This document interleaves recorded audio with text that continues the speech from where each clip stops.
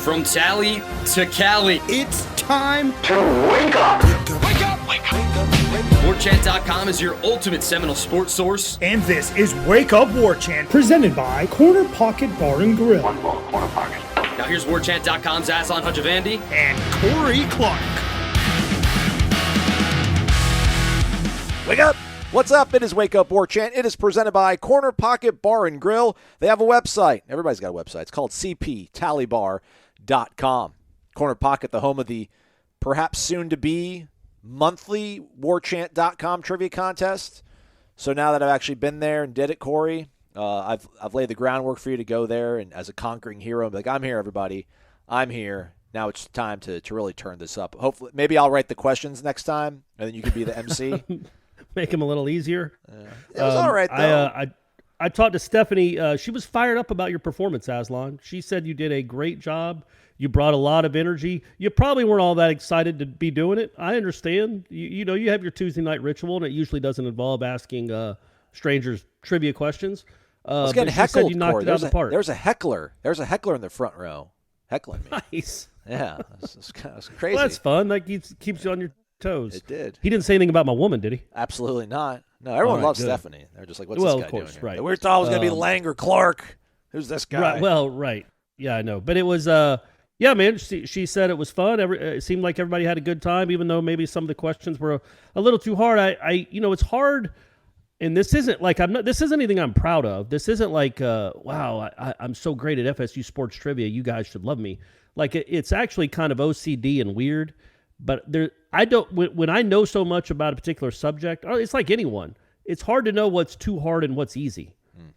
So I think now I have a better gauge of what's ridiculous and what is, because obviously I knew the answers to all of them before I asked them. But you know, most people aren't me when it comes to that useless, dumb knowledge. So I'm not going to dumb it down. I'm not going to phrase it that way. I'll simplify some of the questions, make them a little more for the general audience and not just, you know, season ticket holders for the last 40 years. There you go. It was all right. I think they actually wanted us to audit their score, and they were right. So I think they finished with 23, the winning team, out of a possible 33. Yeah, that's not bad. About normal. And so when I usually play trivia there, the winning team, it's 30 questions. It's 30 total points. The winning team usually has about 25. Okay. But it's also multiple choice. So there'll you know, that guy asks a bunch of at least 8 or 9 questions that you'd have no idea of knowing, but he gives you at least an option, and you might guess right. With me, I was like, no, I'm not going to give you Danny McManus, Chip Ferguson, Peter Tom Willis, Brad Johnson. You should know that on your own.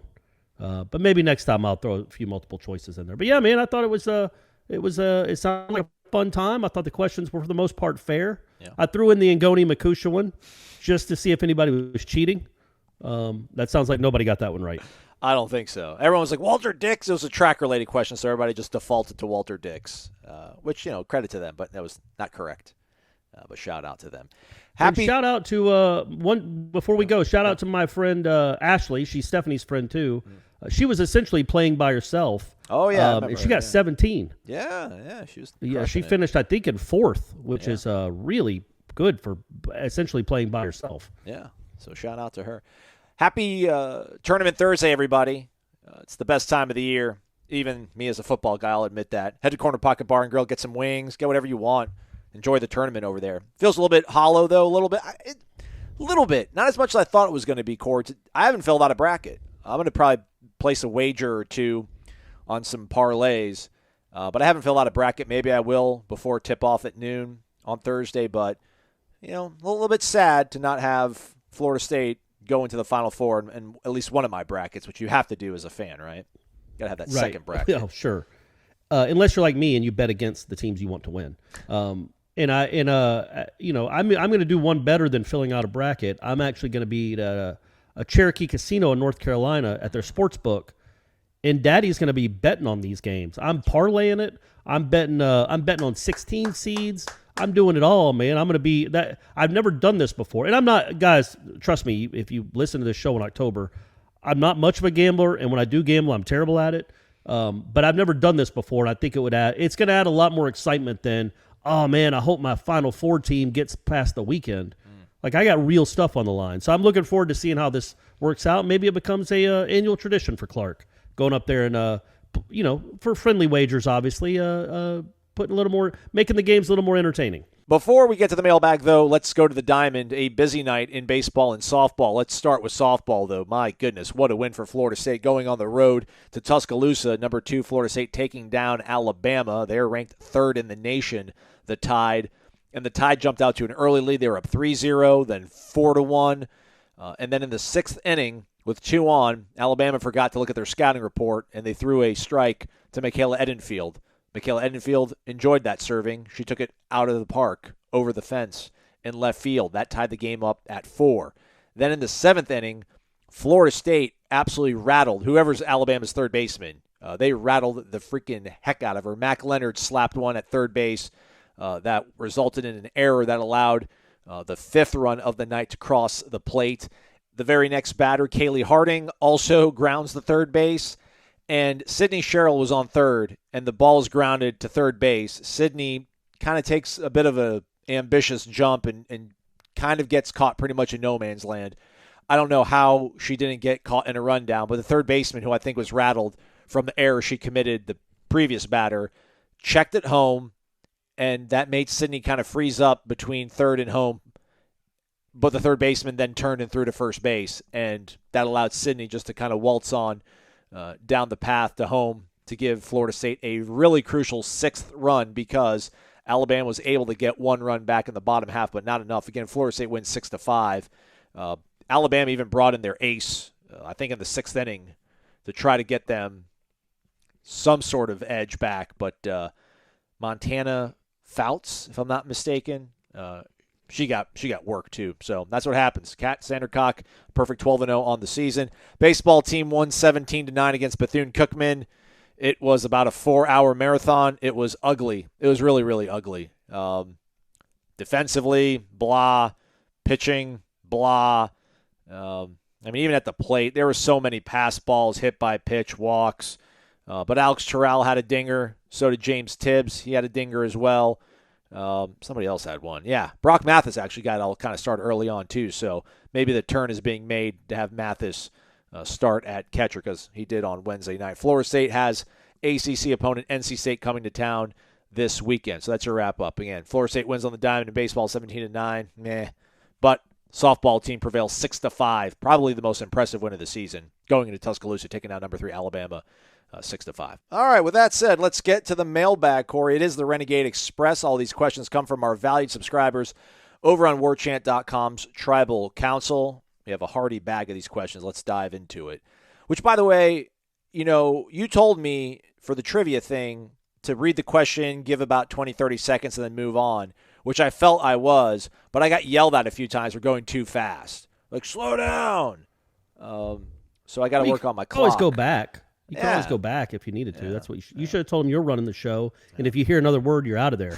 I wish I was that bold. But anywho, let's give these questions not short shrift, but let's be efficient in an economy with our words. Oh, got it. Okay, 20, 30 seconds. Got it. Yeah, well, not that, but Noles756, just want to take a second and shout out a fellow war chanter and a dear friend of mine, Gar Nole.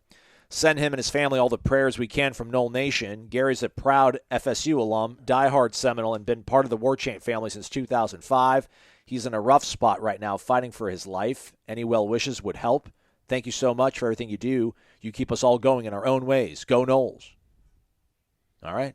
Well, yeah, absolutely. I hope done and done. Yeah, we're doing it. Everybody's going to do it. The power of War Chant hopefully will help. But yeah, man, that's we're definitely thinking about him. I hope he pulls through. Yeah, man, I never want to be too nosy on this thing, but you'll see people start like a prayer thread on War Chant, like, "Hey, could I really need your prayers, please?" And it's like, well, can I ask why? Like, did you have a hit and run, and did you just leave the scene of a crime, and you're praying that you don't get caught? Well, right. See, that's way too general. And when I used to be on Facebook, you'd see that all the time. Yeah. This is very specific. Yes, but absolutely. But it's something's life-threatening here, but are specific enough to know what we're thinking and praying for. But yeah, those ones that are like prayers, please. You're like, are you trying to muster up the courage to divorce your husband? To know, so the cops don't find out you did something to your children. Like, we don't know what we're praying for. That's too general. So I'll never send them out then. Right. I get you. But we do know here, and hopefully Garno. Let's go, Gary. Let's go, Gary. Yeah, we'll go Gary, not Garno. Come on, Gary. You can Give do it it, the man. devil, man. And Give we're it the pulling devil for you, buddy. Let's go, bud. All right, man. We continue on to our minister in arms, Ralph in Hawaii, Spartan Noles 71. Aloha, guys. How's it? First off, certainly most important, our thoughts and prayers with Gary. Shout out, exactly. Way to read the room, Ralph. You're the man. In honor of Corner Pocket becoming a sponsor of the show, I wanted to know what each of your versions of a Warchant special would consist of. Does it involve menu items served on plates, maybe in a basket or a flat, round pan? Wash it down with a kid-friendly beverage or a frosty mug? How much money should I bring? Is this a daily menu option or just special nights, such as trivia or during a home game live show? To add my 2 cents to Wednesday's show, we should not even think about firing Mike Norvell until we are free and clear of any and all payments to other coaches who were asked to leave before their contracts were up, unless he has an Urban Meyer level of stupidity come over him. Wishing y'all and the entire Warchant Ohana love and blessings, your friend, Ralph. You're the man, Ralph. Thank you, buddy. Right back at you.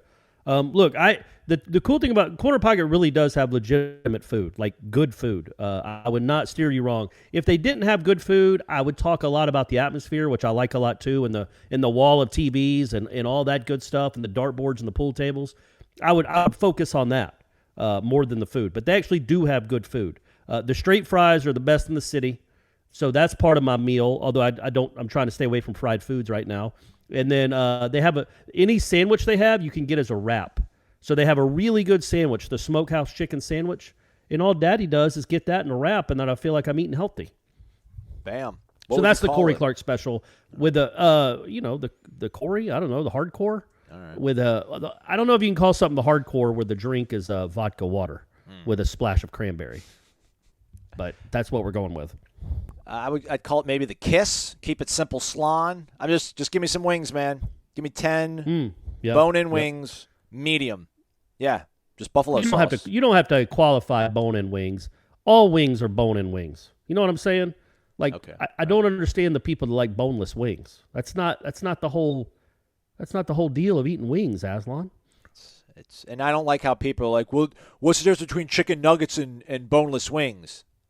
It is. There is, man. It is. Come on. Like, all right, sure. Go grab some Zaxby's chicken nuggets and put them side by side with boneless wings. It's different. Right. Still great. Zaxby's did chicken nuggets, but you know. Right. The tendies. They do chicken wings, though. They do. They do boneless wings. Yeah. Anyhow, enough shilling. We love everybody, though. We love Danny. We love Bill at Zaxby's and Corner Pocket, respectively. All right, yeah, that's a lot of money out there tied up. Don't want to be firing guys. Let's wait, though, and let's see how many bad Saturdays we have, though, Ralph. You know, your sentiment right now in the peacefulness of March is appreciated and noted, but let's see what happens when bullets start flying in the fall. You know, we might have a second opinion on that sort of stuff, but you are being very pragmatic and prudent with the money. I like that. I like it. S. Quinn 67, wake up! Hope you're enjoying the quiet week in Tallahassee and Gwinnett County for Corey. I am. Yeah, me too. I saw the softball team enjoying a night out in Nashville on social media, that is. It's no surprise that they play so well together. It looks like they truly enjoy each other's company. #culture. He didn't say that, I did. Yeah, it helps for sure. I remember, covering high school sports, softball teams were as energetic and boisterous as most college softball teams are. And the ones that seem to really bring it all together off the field and have those sort of pick-me-up moments were the ones that are most successful. So hopefully that portends a good things for Lonnie. One of the best things about the FSU softball team too is they don't do the chants and the cheers. They might do one a game maybe. Yeah. But like you watch that UCLA team and that they must have hours and hours of practice. They got a playlist. Yeah. Yeah. What inning is it now? Okay, now it's time for the whatever living on a prayer chant or whatever they've come up with. And Florida State, they're not singing, and I know that's a part of softball. I don't know, man. I just there's a part of me that wishes they would get rid of that. It is too good a sport. To me, when you're getting all these crossover fans now, there was actually a thread on Warchant about about a guy jumping on the softball bandwagon and like wanting to be gonna be a real hardcore softball fan now. There's so many people like me that came to the sport later where that's a bit of a turnoff. Like it's just so loud and it just seems like a little league type thing. And it's a very it's a legitimate real sport and they're crazy talented. And I don't know that I don't think the singing enhances it at all. I guess it's trying to rattle the pitcher. I don't know why it's a thing anymore. It seems like something that was born out of, back in the 60s when people didn't think girls could be athletes. You're like, just sing and dance a little bit and then every now and then go out and hit a ball. Like, we're not there anymore. These are incredible athletes. I mean, they're incredible. And I don't know. I think it diminishes the product a little bit. You're supporting your teammate, man. You're just picking them up, I mean, baseball's not singing. But they're not. They're not saying, like, let's go, Jesse, or let's go, Kaylee. Come on, Kaylee, you can do it. They're singing some song. I know. That's just their way of doing it, man. I mean, listen, baseball, you see guys now going nuts in the dugout trying to get guys, juiced up on the mound to get a strikeout. And then after they have their strikeout, they're running off the mound like they just won Game 7 of the World Series. Oh, I know. But it's not, it doesn't feel, what would you call it, rehearsed? Organic or something? Organic. It's like just, okay, who's singing these songs? What's our song list today? It just seems like enjoy the sport for the sport. It doesn't need that kind of weird enhancement. That's all. That's just me. But I'm an old guy talking. I know. I'm an old guy. All right, let's get back on the fun track. Quinn67's got a fun-related question. My question for this week, as Quinn67 says, is what was each of your best college spring break trips? Where did you go? How many people were you with? Etc. Have a great week. Go Noles. S. Quinn67, class of 63. You go first, Aslan. Your story's probably better than mine. You probably had a lot more hijinks than I did. Yeah, solid one in 2002. Went to the Bahamas with 3 of my buddies. That was solid. We cruised out of Fort Lauderdale to Freeport, Bahamas, and everybody on the boat was from North Carolina. Like it must have been a travel agency out of North Carolina. They were all Duke, UNC fans, and actually that was a year that North Carolina was terrible, but they somehow upset Duke, and then everybody just like ran out of their rooms and jumped into the pool at the hotel and was just going nuts. Right. But no, like 2004, we all went to Daytona. There was literally at least 10 of us. We went to Daytona Beach because all in one hotel room. No, we were good on that one. We got like 3 rooms. Okay. We were legit. Our rooms are all adjoined to each other, and we called the door that you would go through the portal. So it was the original. But we didn't transfer. We just kind of hung out with each other. But it was crazy because it was like our last spring break where we have to do something, but we didn't want to, we didn't have a lot of money. All of us like go out with a bang. It was just like, let's just do Daytona. It's just easiest. We can get the most amount of guys to go to that. We're all about numbers at that point. And it was going to make good because we had gone in 2001, and my great friend Tyler, his mother, who's amazing, just throws the most excellent over-the-top parties all the time. She's undefeated. But she did a lot of that, like, post-2001.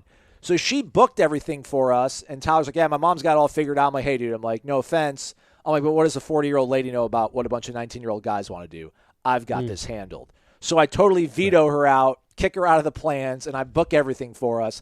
And I ended up putting us at this. I thought it was a nice hotel. It looked nice on GeoCities in 2001 on the internet, but it was not. It was terrible. Right. And it was on the south part of Daytona Beach, which I think is not the cool one. She booked us at 600 North, which apparently is like the real ritzy, like spring break one to go to, which is ultimately the hotel we went to in 2004. But it was amazing, man. There's photos of me on a push cart from Sam's Club, where we've just got literally cases of beer stacked like 3 feet tall, and I'm sitting on it, and I'm being pushed out of it. It was amazing. Our buddy did a belly flop contest at the hotel pool thing and won it, and then curried favor with a bunch of ladies that were a couple of rooms down from us. It was like 12 of us. There was like 10, 12 of us, 3 rooms. Everything was comfortable. There was, everybody had fun. That was a good break. That was a good trip. Just a lot of drinking. It was the first time I had a martini too, Corey, because we drank so much beer by the last night. I'm like, I can't drink beer. I can't drink vodka. So I had like a Mai Tai martini. Nice, didn't change my life, but it was my first martini. So that was my best spring break trip. There's more to it. Pretty cool to think about. It's cool to think about Brady doing that in like 4 and 5 years. Let's go. That's right. Just having weekends like that. That's not scary at all. Oh, by the way, Vanilla Ice performed at our hotel Yeah, Vanilla Ice. Like Oh, rock. man, you buried the lead. I buried the lead, yeah. That should have like been the first thing you said. rock What's the matter star with you? Vanilla Ice. He wasn't rapping. He was like in his rock and roll phase. So that was even also better. going on too. Yeah, That must have been great. I went on a spring training week with my dad when I was like 21, 22, and we watched like 7 or 8 different spring training games back when there were a lot more teams in Florida, and they were all close together. So we would do like 2 a day in all these different venues. And I saw Robin Ventura violently and disgustingly break his leg at home plate on a play at the plate. And his wife was sitting right in front of us, and that was something. But, yeah, a couple people passed out in the crowd because they saw how gross the injury was. I mean, it's one of those like Joe Theismann ones. So that was my favorite spring break.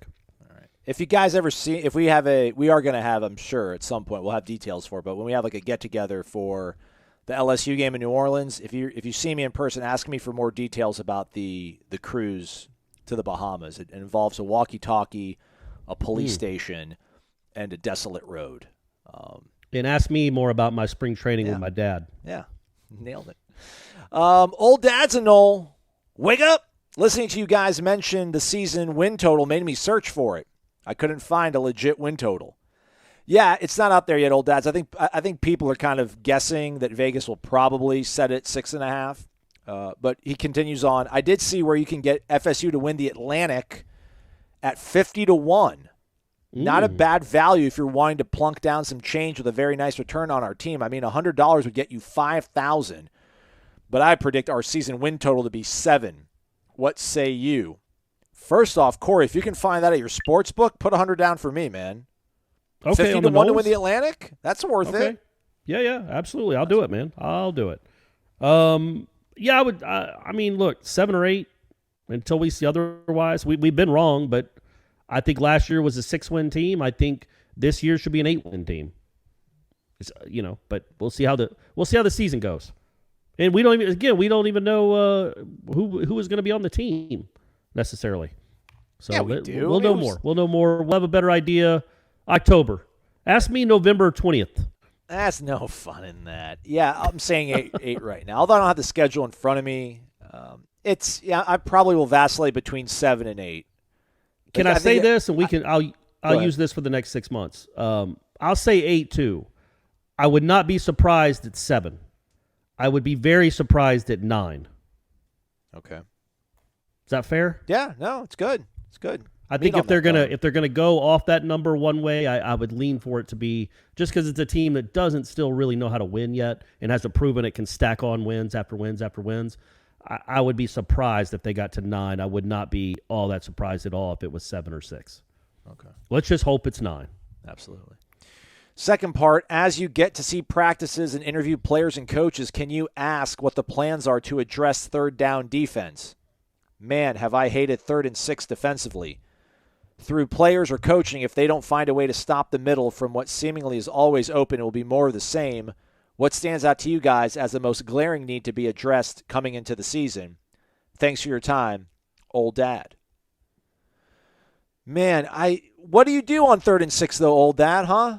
I love it. That doesn't mean being aggressive. I love you. You're my friend, man. But what do you do as a defensive coordinator on 3rd and 6? What do you call on 3rd and 6, man? If they have the ball on their own 39, what do you call on 3rd and 6, man? It's probably 4-down territory. It's so difficult to get off the field on 3rd down these days. It seems like we get off the field, unfortunately, but not if you're the defense playing Florida State. Yeah, I don't know that. 3rd down defense didn't seem glaringly bad to me last year. Yeah, I was going to say, can you look that up, like where they finished in the country? I didn't think it was it wasn't nearly the problem that 3rd down offense was. I don't remember. I thought they were okay at it. Look, you got to cover better, and you got to hope you continue to have a pass rush. But again, I know 2 years ago their 3rd down defense was awful, but that whole team was awful. I thought last year they made they were pretty decent at 3rd down defense and just abysmal 3rd down offensively. I mean, I don't know. He says glaring. I am apprehensive about pass rush right now. But we've got sure 30-something practices between spring and then preseason camp before we get to Duquesne, and then that week obviously is probably not going to be as treacherous as the following week. So they got some time to develop some guys. But yeah, that's probably, I would say, my biggest concern. I think Although offense is what we want to see, the biggest jump from defense, that's kind of the one that sticks out to me. Third down percentage defense. Wow, they're 86th. Teams converted 40% of the time on us. But 86th is better than 105th, which is what Florida State was offensively in terms of third down conversions. But I mean, look, what concerns you is they were 80th in the country with one of the best defensive ends in the country, one of the best defensive end tandems in the country. 3rd and 6, 3rd and 8, you should be getting off the field there. So yeah, not being great at linebacker, not being great at playing zone. Those things come back to bite you against good quarterbacks. And look, man, they faced some pretty good quarterbacks and some pretty good offenses in 2021, and more are coming in 2022. So yeah, that is something that needs to be fixed. It kind of paled in comparison to how bad the offense was, but yeah, they probably need to get off the field. Backup quarterback, I'll say that's the final answer. That's the most glaring need. Tate's got time, hopefully. I wouldn't count on that. It just feels like a tough ask, man, from what we've seen. It was a good week he had. Maybe it's a bummer that they had a week off. Maybe it would have been nice if he could stayed at it, but glaring need would probably be an insurance policy behind Jordan. Because like Corey said, man, there's this conference, these quarterbacks, man, they, like Devin Leary, all these guys, they show up every single week, man. We need our guy to do that. And if he doesn't, who knows what's going to happen. But, hey, yeah, maybe he won't go down. Maybe he won't go down.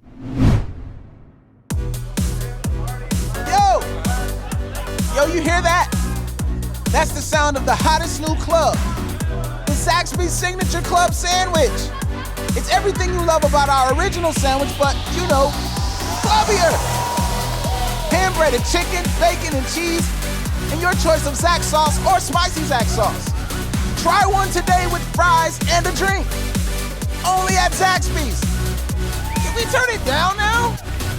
And don't forget to listen in for the Zaxby's indescribably good Player of the Week every Monday on Wake Up Warchant. Random_John, good morning, Aslan and Corey. Last episode, Aslan, you said something akin to my fandom starting to lean more towards Corey than you. While I admit I do not have a shrine to any Warchant writers or podcasters, shocking, I know, I am a big fan of you, Aslan. I respect a person who has conviction in what they believe no matter what the naysayers taunt back. Do not ever change. Keep being you. Keep being awesome. Should we ever meet at Corner Pocket or other Warchant events, I will respectfully ask for a photo and then use that as my avatar. Deal. There you go, man. How Deal, about that? John. That's nice. All right, to my question. That's better than that'd be as cool as Ira Brofel. Close being somebody's name. Yeah. We got to find that guy in real life. All right, on to the question. All of Warchant and Seminole Nation are wishing Winston Wright a quick and full recovery. However, this sport being the unforgiving mercenary business that it is, we cannot ignore that FSU will now need a new number one receiver.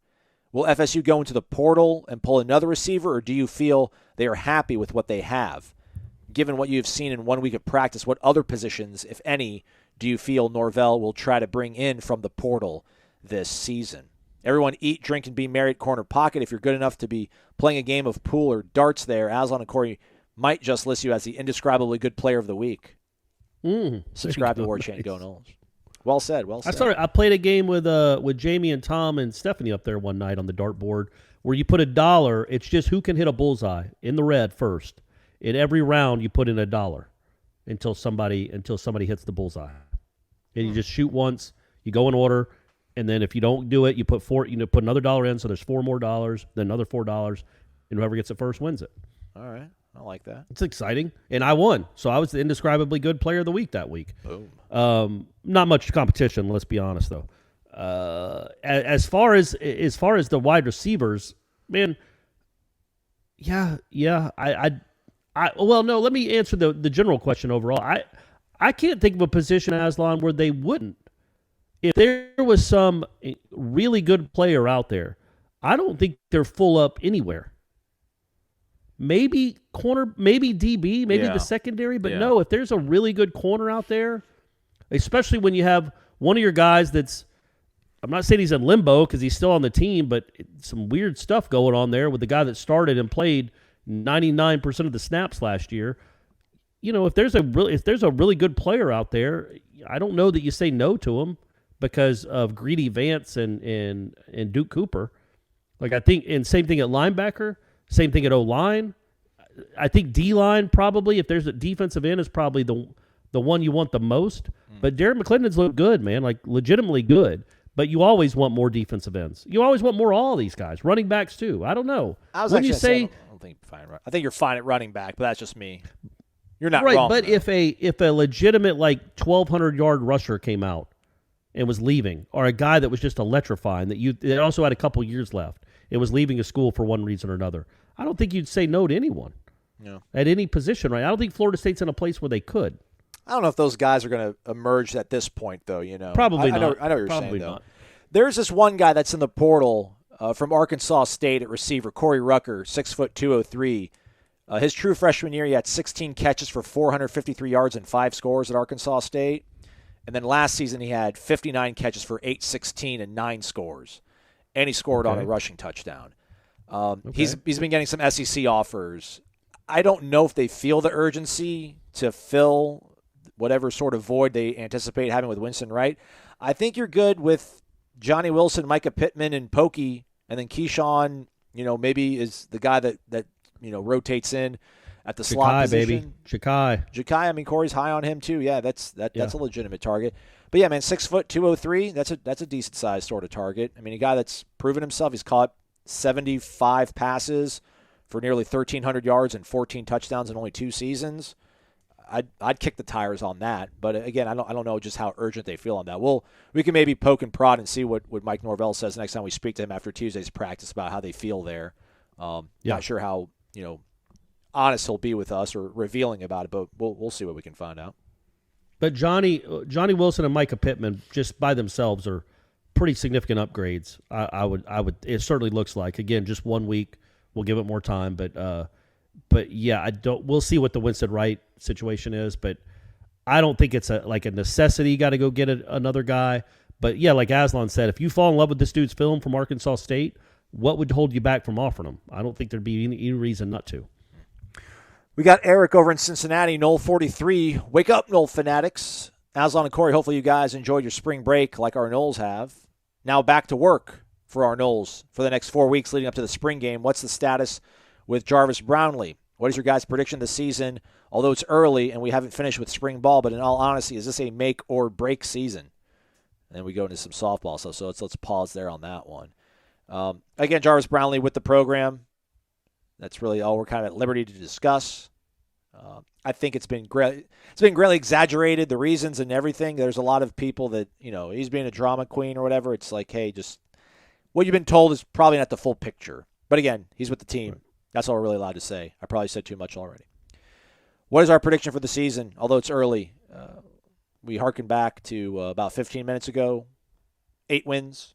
Corey, more surprised at 9 than 7. So there you go. Yep. But better, right? That's what we can say. We can. Yep. Not going out on a limb, but better. Our Lady Noles softball team just keeps winning. Hopefully our Noles football team can feed off of that and have a winning season and make it to a bowl game. Cannot wait to be in Tallahassee in a few weeks to meet everyone again at CP. Besides the spring game, I'll be attending softball on Saturday and Sunday versus Virginia Tech while I'm in town. As always, hit the thumbs up, like button, and drink delicious DeLuna coffee. Subscribe to Warchant on YouTube and warchant.com. Eric from Cincy. Anything you want to add to that, Corey? Yeah, good. No, Eric summed it up, man. Eric's the best. He's a pillar. I like Eric's words to speak for themselves sometimes, but yeah, let's hope every program on the campus becomes what the softball team is. That would be fun for all of us. Island Chief, wake up. Hope you guys are enjoying the break. I'm thinking that our starters are going to be better across the board. I agree. With exception at defensive end and a possibility. With exception at defensive end being a strong possibility. Mm-hmm. It's a possibility. I think that's not a possibility. I think it's a fact. No, they won't be better. Like Jared Verse might be, but Verse might be good. He might end up being really good, but you cannot expect him to be. Jermaine Johnson was a 5th-year guy who had played at Georgia for 2 years. Yeah. This kid's coming from Albany, so even if he's the next Reggie White, it's going to be an adjustment. So he won't be Jermaine Johnson this year. He might turn into somebody like that, a carbon copy or a reasonable facsimile, but he won't be that guy this year. So, yes, the production and Keir Thomas was good too, and another dude that had played a lot of SEC football. So losing those two guys, the defensive end position, will be worse. You just hope you've made enough strides where it won't be significantly worse. Yeah. And we don't talk about Marcus Cushney. Lost him too, so that's a bummer. That's right.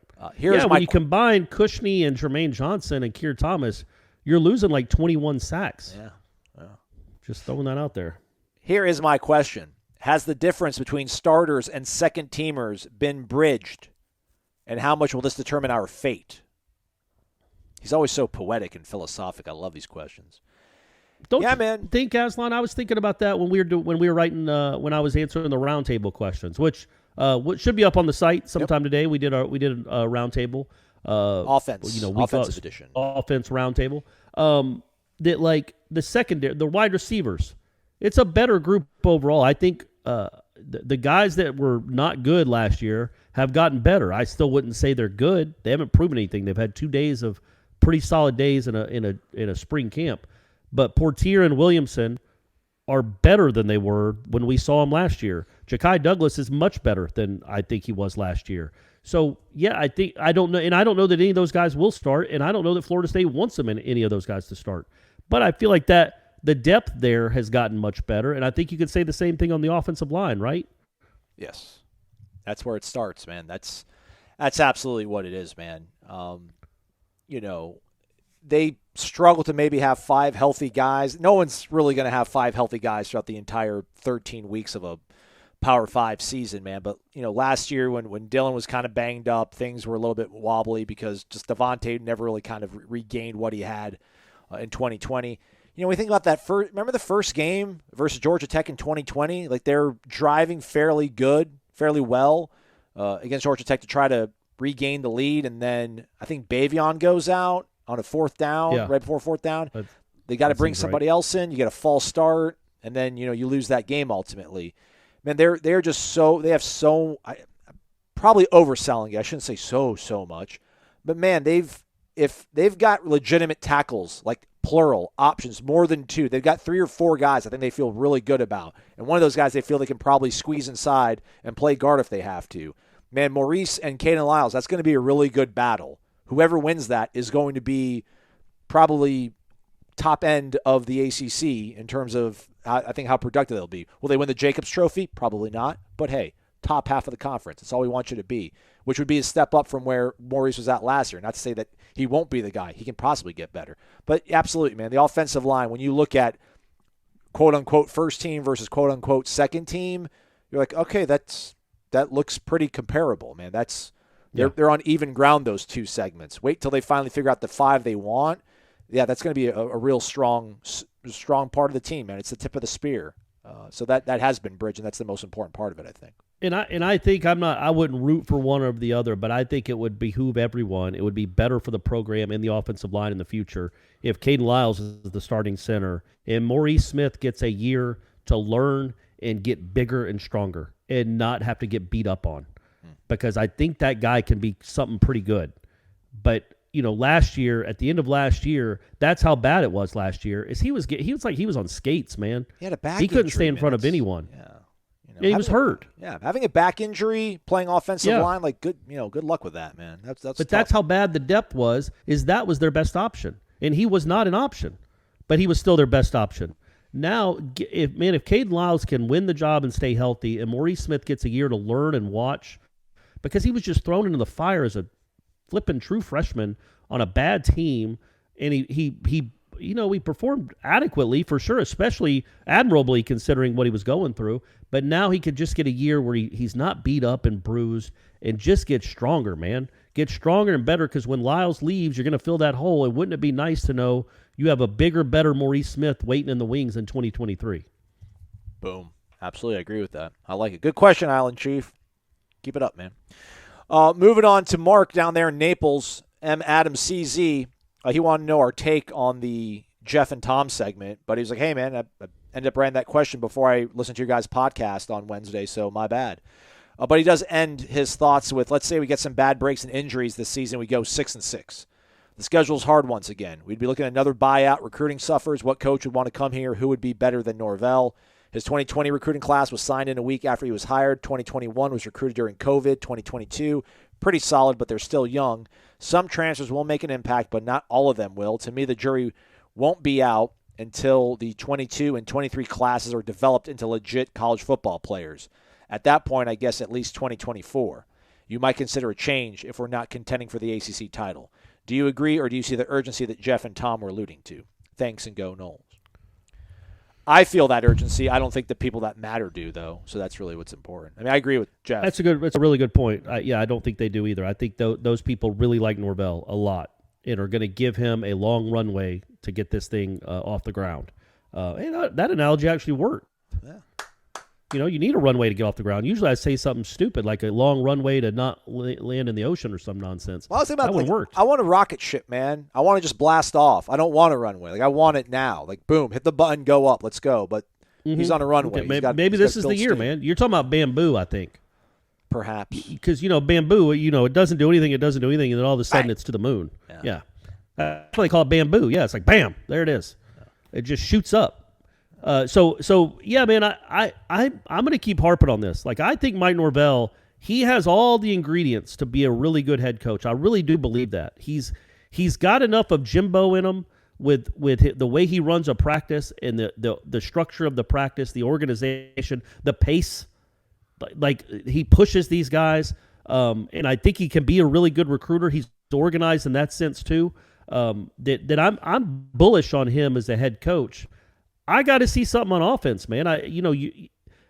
His offense is going to end up what either saves this job for him or destroys it for him.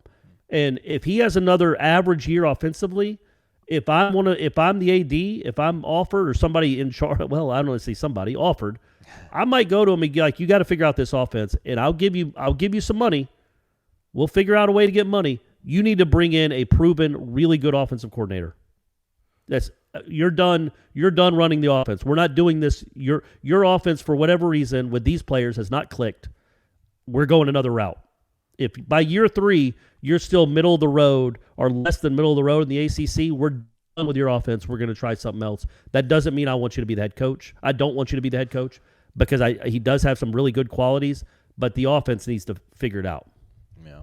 See, what I've wondered is, and it's that said, they're not. I don't think there's an urgency there. I do think there needs to be an urgency to get the offense fixed. Boom. Well said. See, I've just always kind of wondered, it didn't take him long to fix and turn around Alabama, Nick Saban. I hate comparing anything to Nick Saban, but I think Alabama would have given him 3 or 4 years to figure it out because he's Nick Saban. Like, I know he'd only won one national title at that time. He was not extremely successful at the NFL level, but, I think he won 9 games one year down there in Miami. My thing is just, I don't know I'm not all that excited about giving a guy who's never won a championship. I know he won a conference championship, but has never either coached on a national championship winning team or been a part of a national championship winning team as a player. Like, I don't know how comfortable I feel giving a guy like that with that kind of pedigree 4 years to then give us an accurate picture of who he is at a place like Florida State. I know things take time, but that's why I think this year, with the way that everything has changed in this sport, where you can bring in guys off the street instantly and put them on your roster, and he's been able to pick out these guys that that he was competing against other teams for. I mean, other teams wanted Micah Pittman. Arizona State was hoping he would come back. I don't think Arizona State wanted to lose Johnny Wilson. West Virginia certainly didn't want to lose Winston Wright. I mean, he went and took away important players to relatively successful Power 5 teams, and he brought them on board. Man, you got a team down in Miami that's got a brand new coach. Let's see how he's going to look in year 1 of that. Now, you can say he's inherited a better situation. I don't know, man. I'd rather have 3 years to figure things out than 8 months. So let's see how that happens. Let's see how that works out. What happens in Gainesville is going to probably affect the way we look at Mike Norvell. Again, people deserve time, but I just don't know. I feel like giving him 4 years and then judging him on the 5th year after giving the previous guy 18 months, kind of tough. Although Florida State's done pretty well at not taking a lot of heat. It's been a civil snipe. Like, Florida State fans I haven't seen any national people say, wow, Florida State's really given Mike Norvell a long runway that it didn't give Willie Taggart. So maybe take that for what it's worth in terms of the people that are plugged in and know the sport that don't see an issue with the timelines on those two guys. But yeah, I need to see something improve offensively for sure, and I want to see 8 wins, man. And then, or else I'll be kicking and screaming all next offseason. Yeah, I was going to say, if they have another 5-win-ish season, then yeah, I'm not advocating he needs to go, but year four, going back to Eric's question, that's the make or break year. Unless they go 2-10 this year, knock on wood, I don't think this is a break year, but there would be a lot of pressure on him going into next year for sure. And so yeah, let's hopefully he can just keep this thing steadily improving. We go to Dave in Kentucky, Bardstown. Pull out your calculators, everybody. Gentlemen, today we are Thad Busby multiplied by Fred Biletnikoff, subtracted from Demetro Stevens plus Kevin Knox days away from our kickoff versus Duquesne. The excitement is palpable. Man, I lost it with Demetro Stevens. I think he was 52. Okay. So that's 248. What was the last one? Kevin Knox. Plus Kevin Knox? Yeah. Well, that can't be right. Well, it's parenthetically. So Busby, what's that? 13 times, what was Biletnikoff? 21? 12? And Biletnikoff was 25, so that's 300. All right. Minus Demetro Stevens, who I think was 52, so that makes it 248. And Kevin Knox? Minus Kevin Knox? Yes. Oh, you said plus Kevin Knox. Well, no, you add Stevens and Knox's number, and you subtract that from the sum that is, or the product that is Busby. Okay, so Stevens and Knox is why are we still doing this? We're just going, Corey. So 167. We're 167 days away. Great. Corey, about 3 weeks ago, you said, I hope to see Jordan. That gives me a good category for trivia, Aslan. Good job, Dave. Corey, about 3 weeks ago, you said, I hope to see Jordan Travis not overwhelmed by what he sees from the defenses spring and fall. You hoped he would be whelmed. And that made me think that fans should be gruntled to see that. I can't with this guy. Exactly right. So far, it sounds like the receiving core is corrigible, and I'm hoping our offensive line will render opposing defensive lines pervious for our running backs.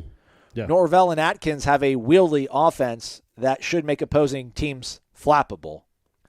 Aslan, you always look so shoveled, but I suppose that's the luxury of single life without kids. Fellow subscribers, may you always be kempt and couth, and may your children be ruly, and your spouses be ruthful.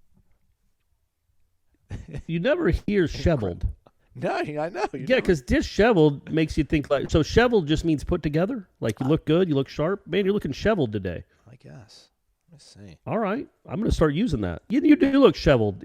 Aslan by far is the most shoveled person out at practice. He dresses maybe not to the 9s, but to the 8s. I mean, you're dapper out there, and the rest of us, I mean, I can't even describe what Ira's wearing. And then I'm wearing just either jeans or really too long shorts with like a 10-year-old bowl shirt, or bowl, zip up, quarter zip. And then Aslan's dressed like he's going out on a date or playing the Masters. The internet is saying that I guess there's not a prefix onto it. So there's, according to one source, it was borrowed whole from French and adapted, explaining the lack of shoveled. So that's why disheveled is a word. There's never a compound. Well, there goes that. Never mind, you're not shoveled. Yeah, but anywho, it was, what a run, though. Way to go, Dave. That's solid. I just always picture one of his patients flatlining in the background as he's like giggling to himself how awesome his question is and just killing it. Coming up with the gruntled impervious. Doctor, what are we doing? He's like, okay, hold on. No one dies on his watch, though. He's unflappable. Right. All right, Warpath Null. Wake up, fellas. As always, thanks for bringing the heat every day on the show. 2 questions. Since Corey is the king of the corner pocket, is there a crown? If not, is it being made as we speak? Man, there have been people that have been going there for a lot longer than me and go in there every night. Like I'm out half the year because I'm up here in Georgia. So no, I do think I'm the king. I'll go ahead and say that. But that's probably just my opinion. And there are people that are much more regulars than I am. So I would feel bad wearing a crown in front of them. But yes, I am the king. Just keep it between us. Second question, do we expect too much or too little from freshmen nowadays? way back in the day where almost everyone sat their first 2 years and started their last 2. Those days are gone. That was before the portal. Kids now expect to only be in school for 3 years and then go to the NFL. Not to mention now with the portal, they can leave if they want anytime. Curious to your thoughts. Yeah, it's a good question. I also wonder, what does Florida State have? 12, 11 freshmen that are early enrollees? I think that changes the calculus a little bit, too, on expectations. Like, if you're here in the spring and people write about you in the spring, then, yeah, I think there's expectations that come with that. Malik McClain, I think he kind of lived up a little bit to the billing of what he had. That's another guy we haven't talked about. What if that guy takes a step? He hasn't been bad either, by the way. It's not like Malik McClain's terrible. It's just maybe he hasn't made the standout plays that other guys have so far. Yeah, I think Darion Wilson, I think, has been having more standout plays than he has. If you want Williamson. Come on, get it right, Aslan. But he's also a year older than him, too, so maybe that's not a good point. But I think McClain has more upside. I don't think we would argue that. Yeah. And so maybe he takes another step. But I don't think he had, undue, unfair expectations as a freshman. I think people were generally pleased / encouraged with what they saw from him. So I don't know. I guess that's a long-winded way of saying I don't know the answer to that. I think here we probably expect too little. I think places like Alabama, Georgia probably expect too much. Yeah, but places like Alabama and Georgia, they don't expect those guys to play. And not start anyway. I don't know, man. I don't think when they had Henry Ruggs and stuff, man, just let's get him groomed for 2020 and we'll be good. It was no, man, let's roll him out there, see what he can do. And especially because we've been kind of burnt, man. It's, Kevin Noles had a good freshman season. There's been guys that have played fairly good as a freshman. Duke Cooper last year, that was incredible. He was a true freshman that wasn't even on campus for the first 3 weeks of camp, or he missed camp. Pretty much all of it, so he kind of – I had no expectation. Go back and watch anything that we talked about. I don't think he was on anybody's preseason top 40. I don't think any of us mentioned him in terms of what's a freshman you're most excited about seeing. That didn't come on anybody's radar. So these, and look what he did, man. He was all ACC kind of guy the last 6 weeks of the season. Yeah, I've just been burnt on it. I remember as a student – really following Florida State closely, 2002, 3, 4, 5, just being all right, man, let's just get these guys on campus and we're just going to let them loose. We're going to let Ernie Sims loose. He's just going to tackle 125. He's going to have 125 tackles and he's going to be a butt-kiss guy freshman year. That's the way it's going to happen. And it doesn't. Not that he didn't have a good career, but I just think I've seen too much of that to where I'm all right, well, just hopefully maybe year 3 we can get that 5-star spark out of him that we were hoping for. I will say this. I think the fans at Jackson State are going to have some pretty high expectations for those freshmen. Just throw that out there. Theirs will probably be a little too high, or maybe not high enough. Who knows? Good. Hey, hope you win. Hope you win them all, Dion. Hope you win them all, buddy. Yeah. Listen. I'm not expecting Julian Armella to come here and push anybody for a job. So that nobody close to the ball. No, and Duffy's not going to play unless something goes wrong. So nobody close to the ball. Do you expect no school should expect anybody on the line of scrimmage to get a lot of run as a true freshman. It's the wide guys. Yeah, so Azarie Thomas and Sam McCall. So we're hoping they're going to be kind of like Kevin Knowles-ish, maybe some spot. Yeah, but they got to beat out Kevin Knowles. Yeah. And I'm not saying that's impossible. He's not LaMarcus Joyner, but that's the one position where those two guys are probably your most talented guys you brought in that are here already. They're just playing in not loaded as in a bunch of NFL guys, a lot of experience, a very experienced defensive backfield. So it might be hard for them to get on the field. I don't know that necessarily would mean that's a disappointment. Mark's back, and he did want to add this. He's like, don't read my question because you already talked about it, but he did have an alternative question. And I mentioned this, and I shouldn't say it on the podcast out loud because then we're going to have to do it, and it's just going to make somebody's life more difficult. That's not Corey Clark. Any way that Corey, Stephanie, and Corner Pocket can set up attendance via Zoom for the trivia nights. Myself and many others from Tallahassee would love to participate, no doubt. Thanks again, Mark. See, I think the problem with that, we couldn't integrate you guys. That's the thing. We don't need to integrate everybody. And I'm sure people want to win it, but I think most people, I think, don't want to speak for Mark, but I think Mark would be cool just being able to watch it and kind of play it at home by, not by himself, but with everybody else on YouTube. We'd live stream it on YouTube, and everybody would be, arguing back and forth. But we wouldn't count your guys' scores. We would just be the people that were in attendance. Yeah, because we couldn't monitor whether you were, and not that we would ever impugn your integrity or anyone's integrity, but we couldn't monitor whether you were using a phone or not. Yeah. That's not a bad idea, man. Just throw that on a live feed, and let's do that next time. Like, if people can answer as the game goes on. As long as the people there aren't on YouTube, then we should be good to go, and there won't be any cheating. Well, they won't, because there's no phones allowed. Correct. Yeah, that's what I'm saying. So there you go, Aslan. Yeah, that's a good idea, buddy. I was going to say, like, maybe I could go on the TC, on the Tribal Council, and just post the game when it's over, and for people, if they're interested, to just look at and read the questions, see what they would have scored, tell them what the winning score was. That could be something each time we do it. But yeah, we hope we'll have to talk more with Bill, but we hope maybe to make it a monthly thing, especially in the summer. We could do it every month of the summer for sure. All right, we got 3 more. Let's get to it. Drill Sergeant Porter, wake up. Wake up! 2 questions this week. First, if we win our non-Saturday games, what do you think our overall record will be? Oh, that's a good question. Back to baseball, yeah. If we win our non-Saturday. Or no, is that so maybe? Or are we talking about football? We do have talking about football. He's talking about LSU and Louisville. Yeah. Ooh. By the way, got some heartbreaking news. No. I bought Pearl Jam tickets. Oh, no. November of 2019.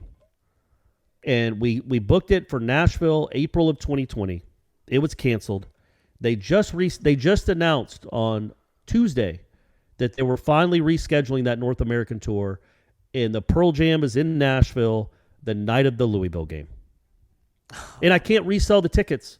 Pearl Jam doesn't let you resell the tickets back to Ticketmaster. I don't know if you remember, they had a thing with Ticketmaster a couple decades ago. So I can't resell the tickets.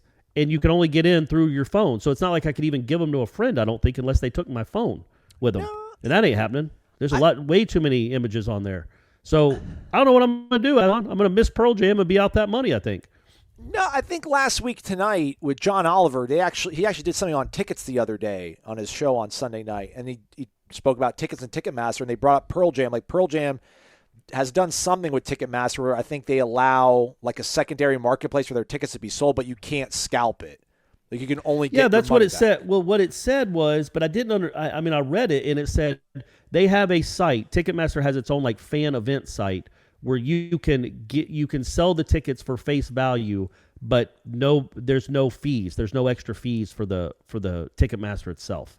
But couldn't find that link, so we'll see. I guess I got time, but that was a big bummer. I was really, really looking forward to going to Nashville and seeing Pearl Jam, and now that's not happening. But let's hope Florida State wins. At least makes it worth it. Am I right? But if they win those 2 games, if they win LSU and at Louisville, 9, right? Yeah. Because I think we're probably I'm optimistic-ish, but I'm still probably counting that LSU game as a loss.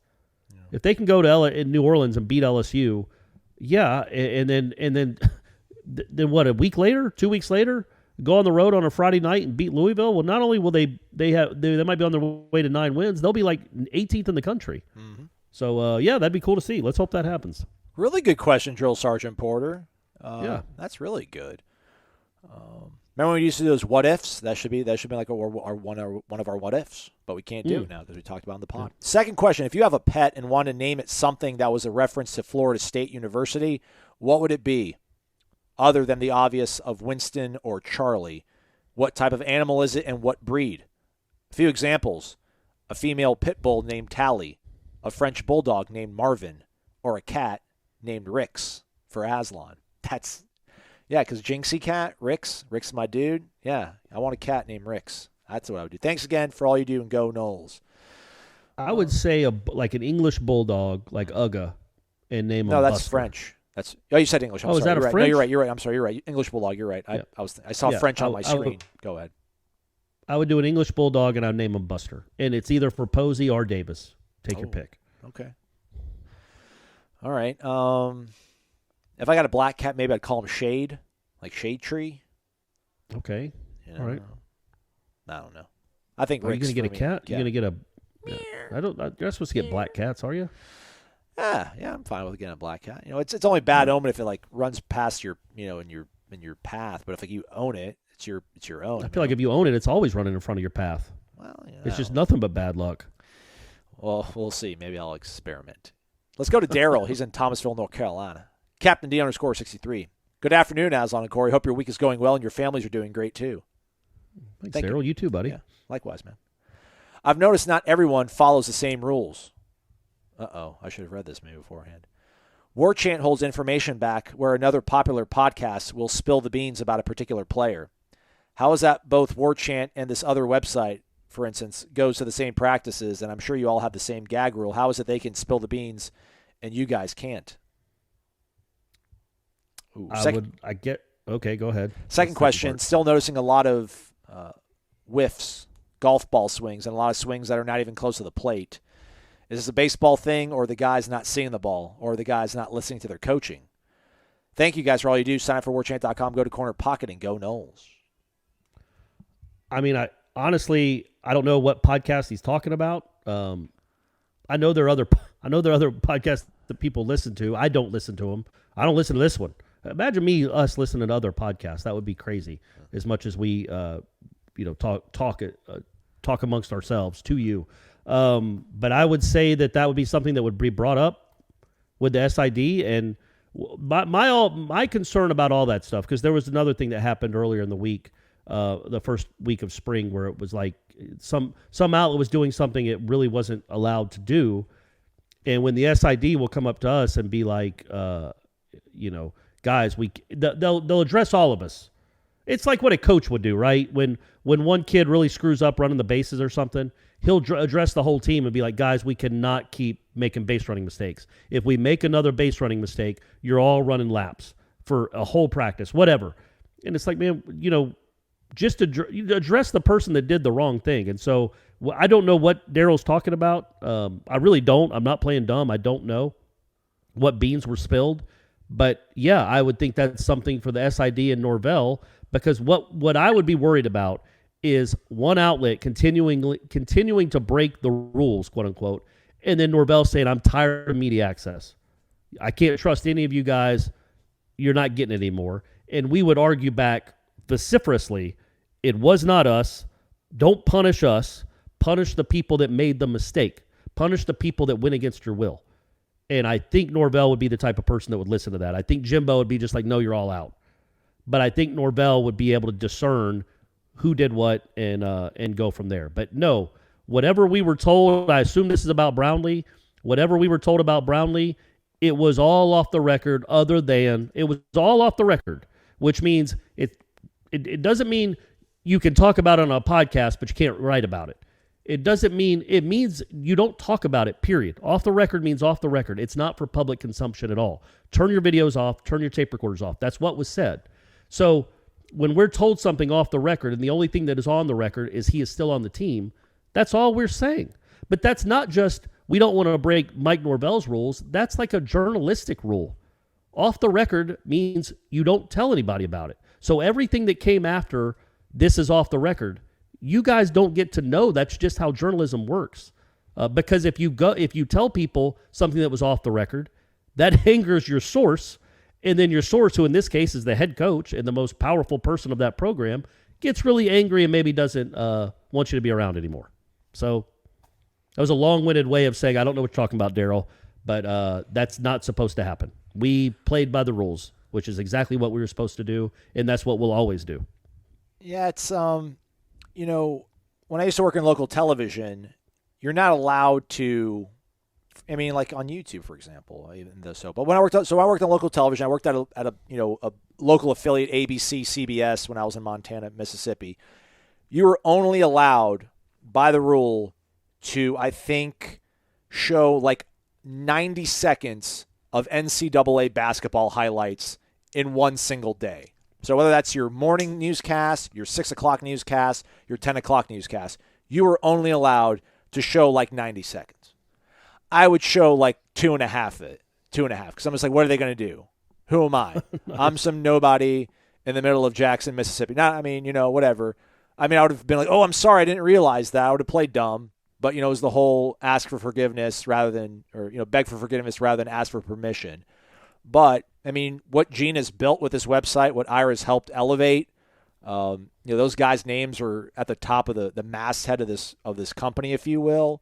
Hey, man. Well, you too, I guess, yeah. All right, thanks. Appreciate that. But, yeah, man, if I was 23, I probably wouldn't give a flip. I would probably empty the clip every single time I had the opportunity. But there's other people I have to kind of be considerate about, a.k.a. my bosses, my coworkers. So I have to be a little bit more cautious. And yeah, man, like Ira and Gene as well, too. Listen, man, read what Ira writes, and you will know what's going on. Because Ira has developed and cultivated relationships with so many people because he knows how to properly handle the information he is given.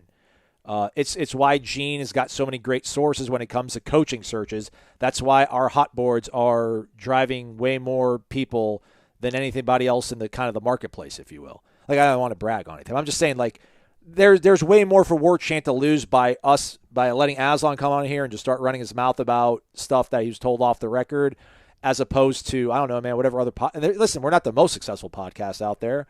I don't know. I don't think so. They could be, I don't, who knows? Maybe, so they could be risking it as well. But again, I don't know exactly which podcast you're referring to or even like what instance, but yeah, there's just some people are more cognizant of the rules.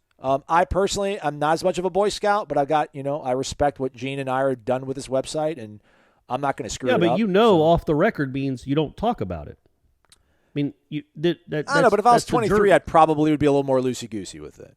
And I would probably, but then that will hurt you in the long run. But yeah, man, just off the record means off the record. You can't, and that's a lesson I learned the hard way early on in my career, because I thought, if I just quote you anonymously. No, off the record means it's not a quote at all. It doesn't mean I'm I'm an anonymous source, because the person didn't want to be an anonymous source because he didn't think that looked good either. So he's like, man, I told you that stuff off the record. I'm like, yeah, man, I didn't put your name on it. And he goes, I don't care if you didn't put my name on it. It's out there, and I didn't want it out there. It was me and you talking. And it's not too hard to connect dots in certain situations anyway when it comes to certain stories. But yeah, man, just straight up off the record. Turn your videos off. Don't start recording. Blah, blah, blah, blah, blah. This is what's happening. You can say Jarvis Brownlee is still on the football team. Blip. That's it. Yeah. Everything else before and after was all off the record, and it has to stay that way. That's how journalism works. That's how trust works. So, again, I don't know what podcast you're talking about. Maybe it's a podcast where they don't cover practice, so they have nothing to lose. I don't know. But we do. And we losing stuff, honestly, means you guys lose stuff. Because how else would you know Ja'Kai Douglas is lighting it up, man? How would you know he's going to be a Bolitnikov? You wouldn't know he's going to be a Bolitnikov finalist if we weren't out there at practice watching every day. What about the baseball swings, Corey? Erratic, wild swings? Are they not listening to meat, or what do we think about?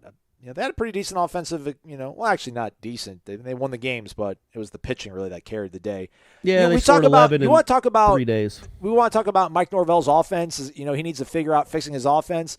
Hey, man, that's Meat's MO. Meat's the hitting guy. Absolutely. And his offense, since he's taken over from his father, has really not been all that great, man. Agreed.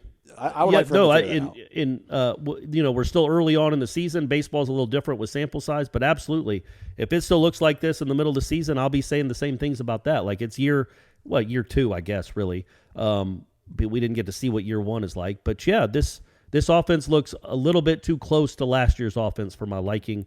It does strike out less, but not substantially less. I looked up, I went on that, I did that today, Aslan. I looked up Vanderbilt's stats. Actually, Florida State is fielding the ball better than Vanderbilt by a substantial margin. They have 13 errors. Vanderbilt has 19 errors. Both teams strike out a ton of hitters. But, Florida State's, they have 155 strikeouts in 15 games, which is 10.3 a game, which is too much. And Vanderbilt has 115 strikeouts in 15 games. So that's 40 more strikeouts, which comes close to 3 more strikeouts per game, which means Vanderbilt is putting the ball in play a whole extra inning more than Florida State is. Now, Vanderbilt's one of the best programs in the country. Maybe that's not fair. Florida State is making a little bit better contact.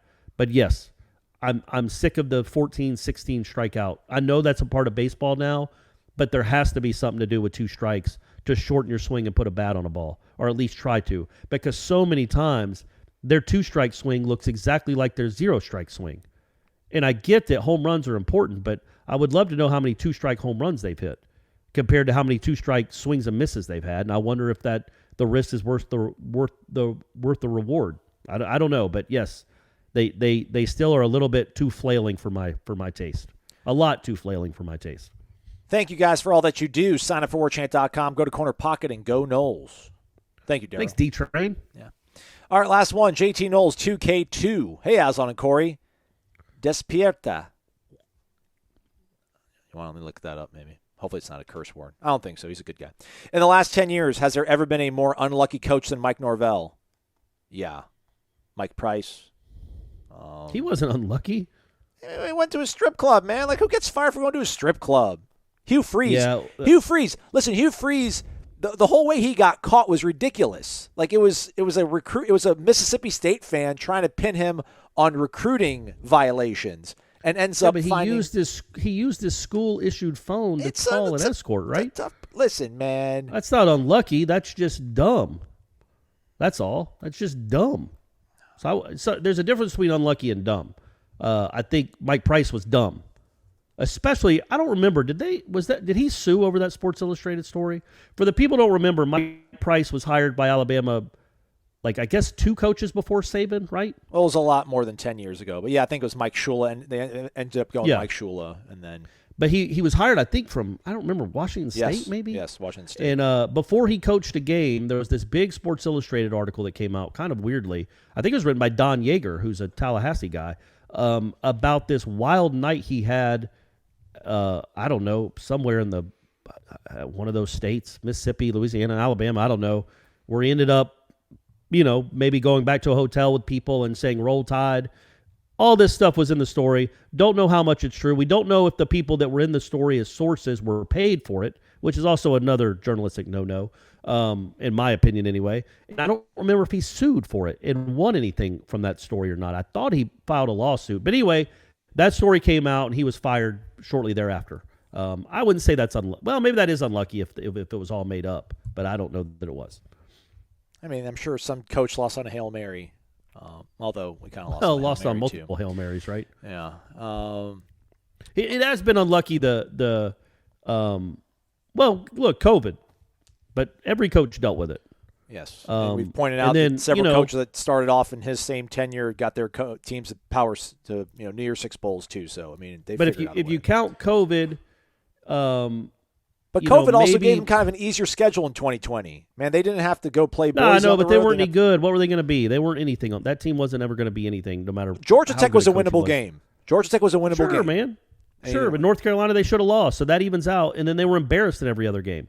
But that wasn't a good team. So whether they go 4-5 or 3-6 or 2-7, I wouldn't say that was unlucky. I mean, I guess I'm agreeing with you. But the fact that he couldn't recruit at all for a year and didn't have a spring practice, his first year. That's tough, man. He had to do Zoom spring practices with guys lifting milk jugs. That's not really how you want to get your culture started and your program started. But also when you couple that with, what happened with Travis Hunter? Did Mike Norvell do anything wrong there? He cultivated a relationship for 3 years with a kid. The kid was dead solid the whole time. And they had an NIL deal in place. And then all of a sudden, the day of signing day, the number one recruit in the country becomes the first number one recruit in the country to say he wants to go play in the SWAC.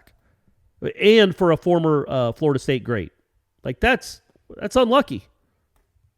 Two huge unlucky strokes there. Number one, your first year coach with no spring practice, and then that too. Other than that, a lot of his, I'd say I don't know what the other unlucky portions would be. Mac Brown's quarterback got knocked out in the opening series of a national championship game. That's brutal, man. Like, that doesn't happen to everybody. Everybody dealt with COVID. That's bad luck. Your quarterback gets knocked out. Freaking Montana State again, when you're starting all right, whatever. Okay, Mike Norvell. Man, when you're starting a program, that's tough. So tough. It's tough to start a program without COVID. It doesn't mean what did Dave Aranda do? What did Lane Kiffin do? What did Sam Pittman do? Why did Mel Tucker figure it out? 4 guys, man, not just one guy. Like 4 other guys figured it out.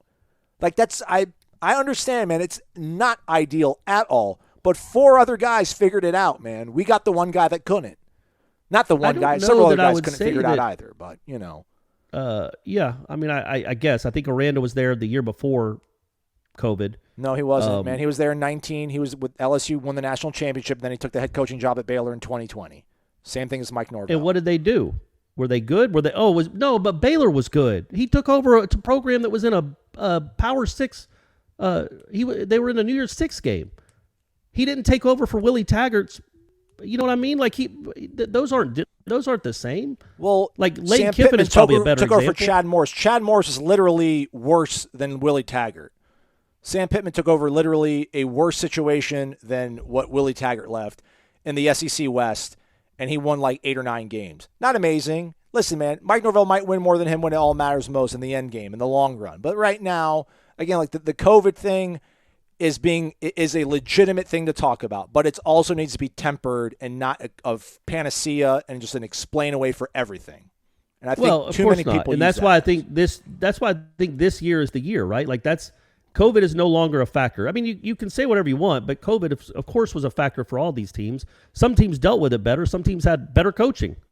Some teams had a lot better players. But it was a factor in a big one. But it's not anymore. You're through it now. You've gotten through it all. You're on your normal recruiting cycle. If you don't have a very good recruiting class in 2023, that's on you. It has nothing to do with Wuhan. It has everything to do with what you've done as a coach. So those days are over, but it is not a good way to start when you're trying to rebuild a program that has crumbled into a dumpster and you don't get to have a spring practice and you don't get to recruit for a full year. That just isn't fun. That's not, and you don't have a ton of money to do it with. So it is bad luck, but everybody dealt with it, especially those new guys dealt with it. He didn't deal with it as well as others, clearly. But I think Travis Hunter is also just brutal luck. It's just brutal luck, man. That's crazy. That's crazy that happened in our lifetimes. And it happened to Florida State. Alabama has the number 1 player in the country every year.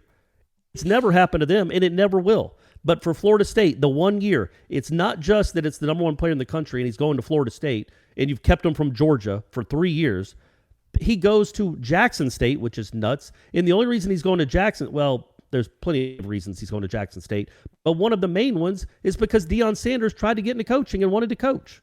Like if Deion Sanders had just been happy at the NFL Network, Travis Hunter's at Florida State.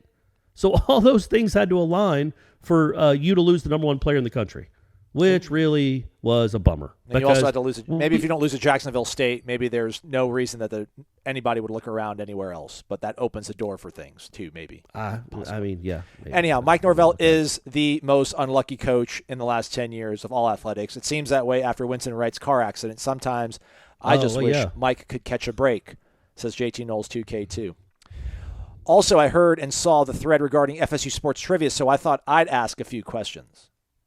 Oh, all right. This is all you, Corey. All right. One, you might know, do you know any of these? No, I don't. I don't know the first one, so I'm gonna guess I don't know the rest of them. Hold on. Okay, number 1. What team does Bobby Bowden have the most wins against? Oh man. It's got to be an ACC team, right? I would think Wouldn't so. you think? Like Wake or Duke? I would say Wake.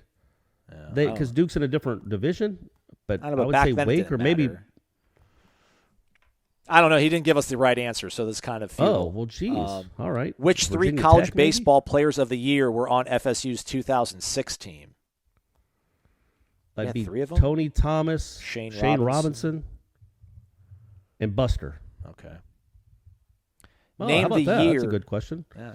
Name the year and the team of FSU's only overtime homecoming game as of now. Was it NC State? 2003? It could have been. I was going to say, like, you would think Louisiana Monroe, but that was too early in the season to be homecoming.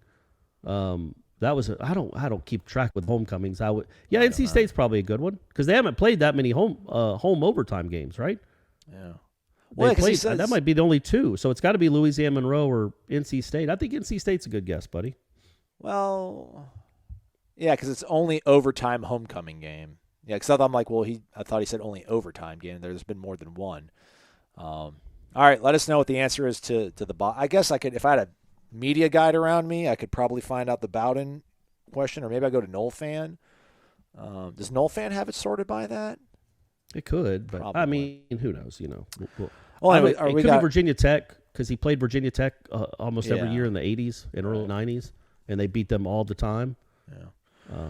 Also, I'm wondering if we have to think about any team he played in West Virginia that also so maybe Virginia Tech is. Oh, that he played. That he also played at. Man, it might be. I don't know. It might be Miami or Florida. Like he played them every year. So that's probably if he coached for whatever he coached for, 24, 33 seasons. He played them every year. He might have beaten Florida 16, 17 times. I'm gonna say Maryland. Say Maryland. So I bet he probably played Maryland a few times at West Virginia, and he was pretty good against Maryland until 2001. So yeah. All right, we got a lot of possibilities there. Good questions, though. Good questions. All right, thanks for answering my questions, and I hope you guys enjoy it. Well, the question was about anybody being more unlucky than Mike Norvell, which nobody has been. Thank you for answering my questions. I hope you guys enjoy your spring break. I hope Winston Wright gets better soon. Also, I'm a little bit sad about the Braves not re-signing Freddie, Corey. Yeah, me too. Support Warchant. Could you even imagine they weren't going? I know you kept almost joking about it. You're like, yeah, baseball's back now. Go sign Freddie Freeman. Yeah, but the more I thought about it, it's like, man, I don't at some point, man, I started, my ire from the Braves turned towards Freddie Freeman. It's like if you wanted to be here, you'd be here, but you clearly don't. It's fine. There's no way they didn't make a competitive offer. Yeah, they're probably not going to offer you what the Dodgers can offer you, but the realities of the payrolls. But, buddy, $30 million for 5 years is, you're not being, you're not being dismissed. You're not being like, I don't know, disrespected for that, man. Man, people love you in this town. And you would go down as maybe the all-time Atlanta Brave. I only say that because Hank Aaron have his career in Milwaukee. But you would go down as the all-time Atlanta Brave, and yet they missed you by I would guess $4 million a year, $5 million a year. You're going to go play for another team. It's like, I know that's a lot of money. I know people could roll their eyes at that, but man, at some point you'd think the difference between staying where you're at and making 9% less than you would make somewhere else, whether it's $5 million or $9,000. There's something to be said for staying with what you like and what's comfortable and where you want to be. And I just feel like clearly he didn't want to be here. And the Braves got tired of waiting. So I like on that front that I thought, now that Freeman, I mean, he'll probably have signed by the time y'all listen to this, but he didn't come out and sign right away. Leads me to believe that they were like, we're done waiting on you, man. Hey, we just traded for a guy that had a better year than you did last year. And and also we just locked him up for the next 8 years. So you're done. They just got tired of waiting on him. And I wonder if Freddie was like, oh man, I wonder if the reality hit him. Like, I might have just overplayed my hand, and now I got to go play with the Dodgers or the Red Sox. Gross. Who wants to do that? Who wants to live in those two cities, those two cesspools, when you can live in Atlanta? All right, we are done for the week, but more over at warchant.com. Again, we got an offensive roundtable, questions, answers, Corey, myself, Gene, Ira, Tom Lang. So check that out on the website as well as the accompanying video. And Florida State at home this weekend, some baseball, softball in action as well, too. So we'll have all that for you on Monday, as well as the Zaxby's Indescribably Good Player of the Week. So we made it through the week. We made it through the week, everybody. Thanks you for the questions. I thank you for the questions. So does Corey, too. And thank you, Aslan, for asking those questions on Tuesday night at Corner Pocket. Oh, you saved me. Stephanie had a great time. She'll never think of you. She'll never think bad of you again.